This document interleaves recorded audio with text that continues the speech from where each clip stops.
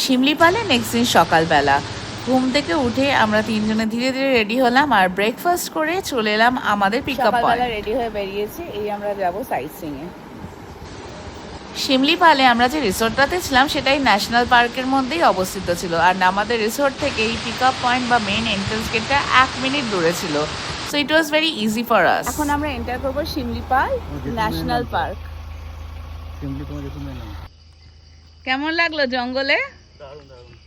Tiger, দুটো tiger, দুটো ভাল্লুক পেয়েছি।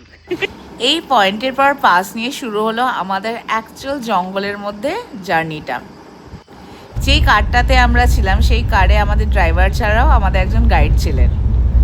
এটা হচ্ছে গিয়ে শিমলিপালের বিখ্যাত ফরেস্ট, এটাকে বলা হয় টাইগার রিজার্ভ ফরেস্ট। এবং এখান দিয়ে যেতে যেতে সত্যি বলছি আমি আগেই জানতাম কোনো টাইগার দেখতে পারবো না, তাই জন্য মনে খুব একটা দুঃখ ছিল না যে কেন টাইগার দেখতে পেলাম না বলে।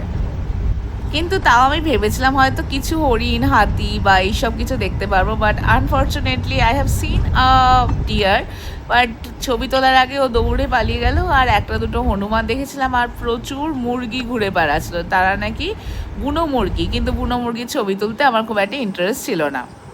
কিন্তু অ্যানিমেল না দেখলেও এই 2-2.5 ঘন্টা জঙ্গলের মধ্যে দিয়ে যে গাড়ি করে জার্নি করলাম, এত সবুজ দেখে না মনটা খুব ভালো হয়ে গেছিলো।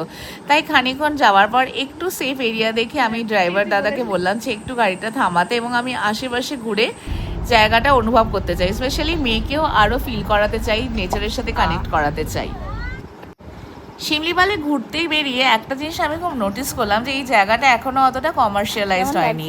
নয়তো অন্য বাকি জায়গায় গেলে আমি দেখতে পাই জায়গায় জায়গায় প্রচুর দোকান খোলা আছে, খাবার বিক্রি হচ্ছে, এখানে সেরকম কিছু নেই।